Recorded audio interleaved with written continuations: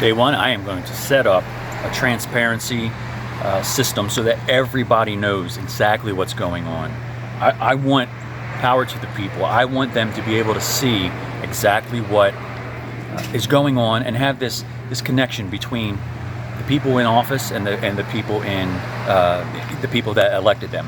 I have a infrastructure set up already on some social media sites where it's going to be that community leaders have direct access to myself, so that anytime there's a question or anything going on, it's going to be reported right there. Enough of the stuff that we don't know about.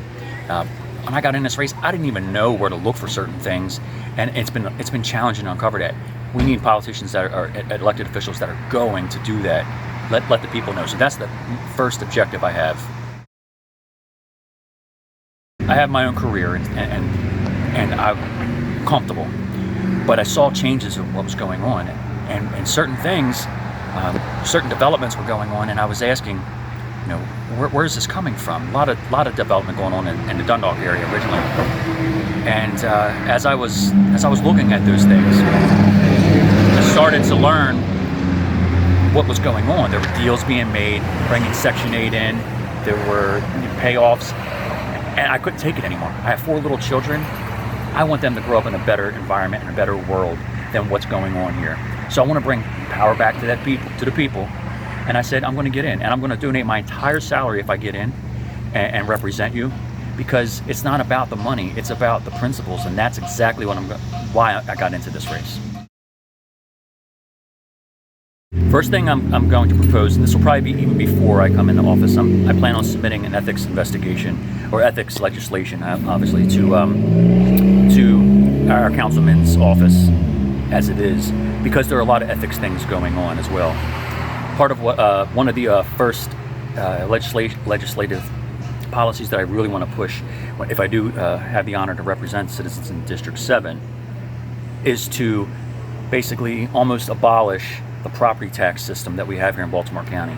We collect over, let me rephrase that, we are giving Baltimore County $3.15 billion each year in property in taxes, and we don't have what we should be getting from that money. So I think we need to spend our money wiser, and the first thing to do that is limit what they have, so they have to prioritize that money. So I want to get rid of the property tax here in Baltimore County and attract businesses and homeowners.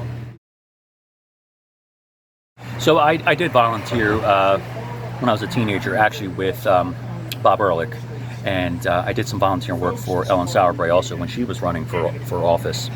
I've been very political on a more macro level. From a local level, it still is a little bit different, and it's a little bit challenging.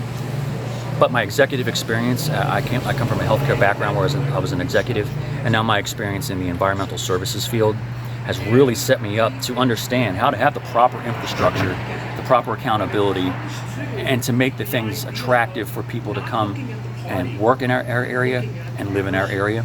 So I think all that culmination of my experience has prepared me for this position, and that's why I think I'll be successful doing this. My children and all the other children in this area, and I was tired of seeing their resources stolen from them to give to whatever other group the government decided, because we know it's a pay-for-play system. So my children lose those resources so that the government can take that, give it to somebody else, get money in return or get votes in return.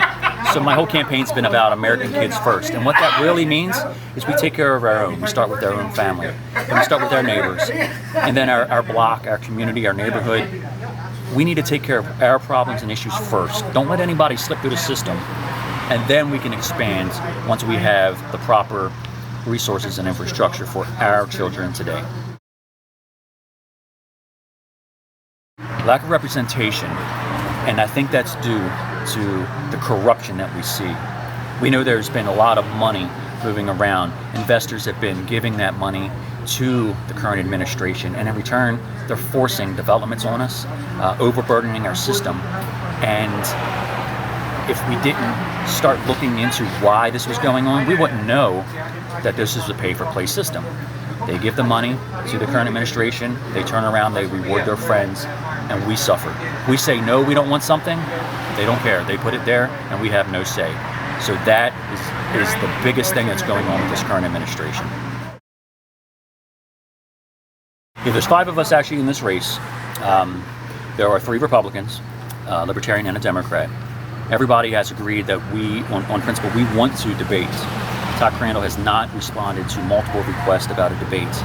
And we think that's because he knows his record is going to be exposed even more. So I am willing to debate anywhere, anytime, no preconditions. I will be there, because this isn't about me. I'm just a messenger for the people. This is about the people and what they want. I will go there and say what exactly is on my mind, and with no filters. I'm not looking for, I'm not looking for a job. This is about doing what's right for the people. I want that debate. I want people to be able to make those choices. That's what America is about.